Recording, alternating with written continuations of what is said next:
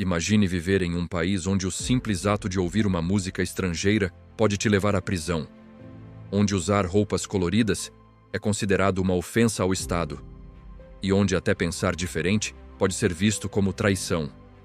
Esse lugar existe, e seu nome é Coreia do Norte, uma das nações mais fechadas, controladas e enigmáticas do planeta.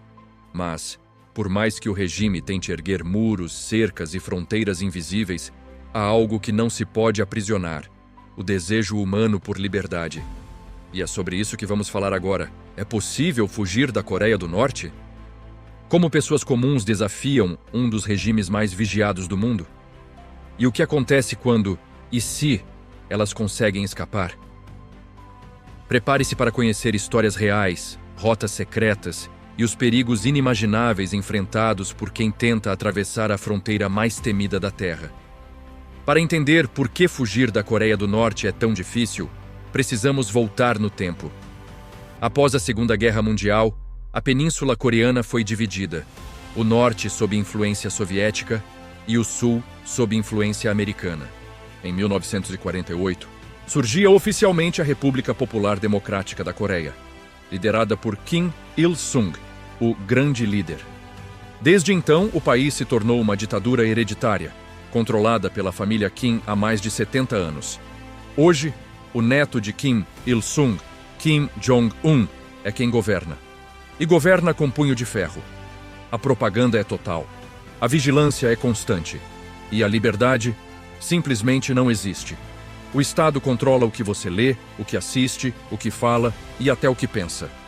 A população vive sob um sistema de castas hereditárias chamado Songbun, que determina quem você é com base na lealdade da sua família ao regime. Isso influencia onde você mora, o que come e se pode estudar ou não.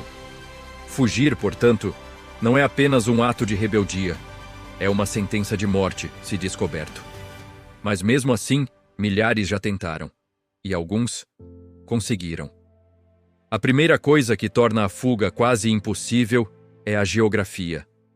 A Coreia do Norte é cercada por barreiras naturais e humanas.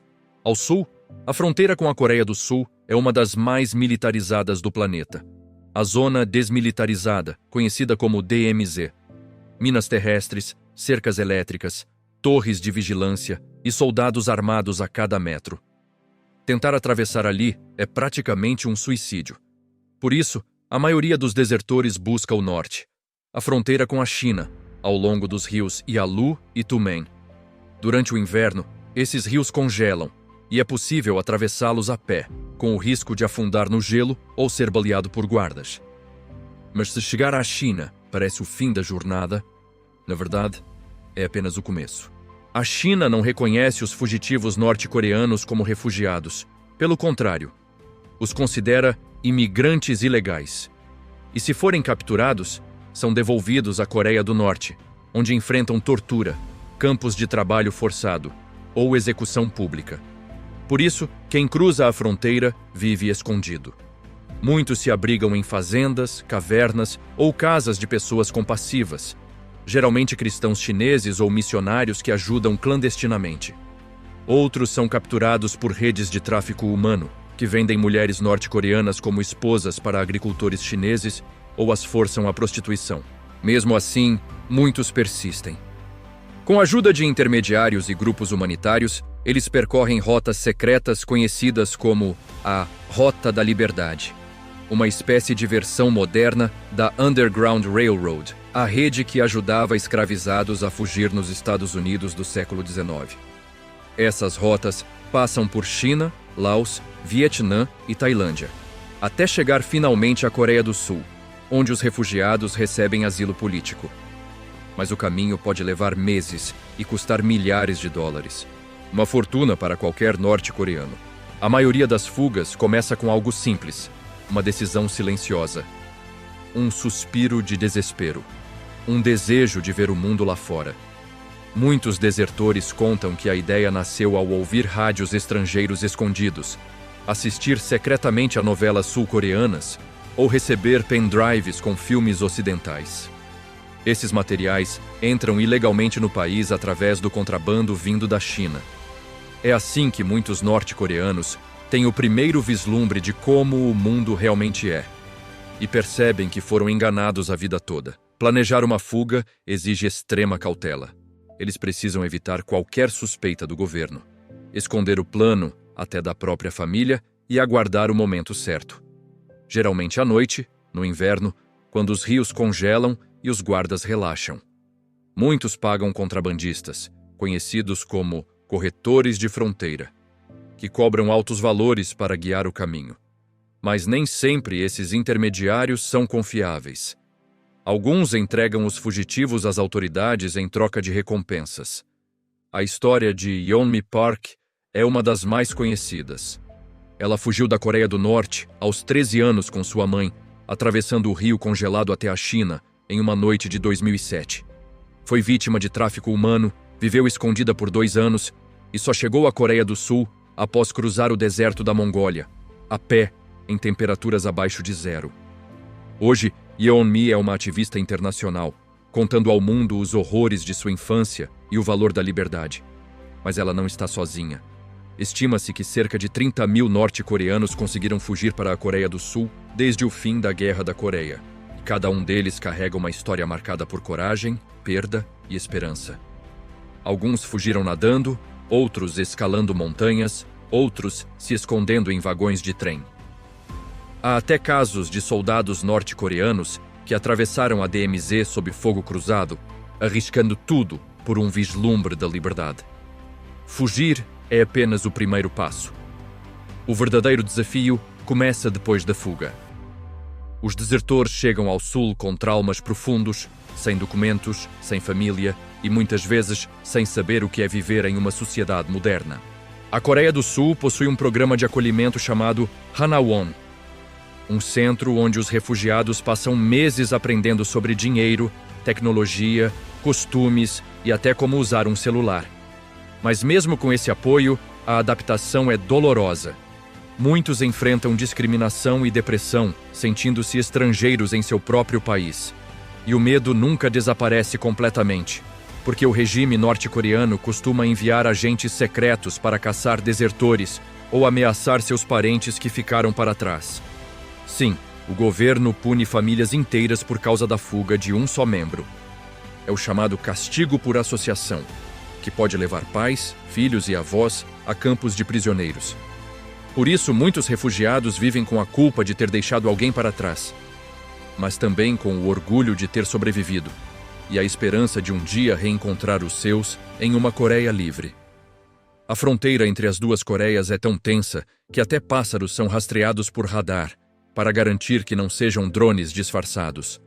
Na Coreia do Norte, há apenas 28 cortes de cabelo oficiais permitidos pelo governo. Escolher outro é considerado ato de rebeldia cultural. Estima-se que cerca de 200 mil pessoas estejam presas em campos de trabalho forçado, alguns dos quais lembram os antigos gulags soviéticos. E talvez o dado mais chocante: até hoje, menos de 1% da população norte-coreana teve contato direto com alguém do mundo exterior. Esses números ajudam a entender por que fugir é tão arriscado e, ao mesmo tempo, tão necessário para quem busca algo maior que o medo. Nos últimos anos, o regime vem reforçando o controle por meio da tecnologia. A Coreia do Norte desenvolveu seu próprio sistema de intranet, chamado Kwangmyong, onde todo o conteúdo é censurado. Celulares e computadores são monitorados, e o uso de dispositivos estrangeiros é punido severamente. Drones, sensores de calor e câmeras infravermelhas foram instalados ao longo das fronteiras. Ou seja, o ato de fugir, que já era difícil, está se tornando quase impossível. Mesmo assim, ainda há redes clandestinas que trabalham para ajudar pessoas a escapar, muitas delas operando da Coreia do Sul ou de países do Sudeste Asiático. Elas usam códigos secretos, rotas disfarçadas e até missões disfarçadas de turismo religioso. Cada resgate é uma operação de alto risco, digna de um filme de espionagem. A pergunta que fica é: por que eles continuam tentando? A resposta é simples e profunda. Porque mesmo o medo da morte é menor do que o peso de viver sem liberdade. Os desertores descrevem a vida na Coreia do Norte como uma prisão sem muros, onde o tempo parece não passar. E quando percebem que existe um outro mundo, onde se pode sonhar, escolher, falar, surge uma força que nem o regime consegue controlar. A esperança. Esperança de comer sem racionamento, de ouvir música sem medo, de amar sem culpa, de viver como um ser humano completo. A pergunta que muitos fazem é: por que simplesmente não derrubam o regime? Mas a verdade é que, dentro da Coreia do Norte, as fronteiras mais poderosas não são de arame ou concreto. São as do medo, da censura e da desinformação. Cada pessoa que consegue escapar quebra um elo dessa corrente invisível. E cada história contada ao mundo abre uma fenda no muro da mentira. Sim, é possível fugir da Coreia do Norte, mas o preço é altíssimo. E a liberdade, às vezes, custa mais caro que a própria vida. No entanto, enquanto houver alguém disposto a arriscar tudo por um simples nascer do sol sem vigilância, enquanto existir um coração que sonha em atravessar o rio congelado, a esperança continuará viva, porque no fim das contas, nenhum regime é eterno. E a liberdade, cedo ou tarde, sempre encontra um caminho. Se você se emocionou ou se surpreendeu com essa história, lembre-se, a liberdade que temos hoje é o sonho de milhões de pessoas que ainda vivem sem ela. Compartilhe este vídeo, inscreva-se no canal e comente. Você acredita que um dia a Coreia do Norte será livre?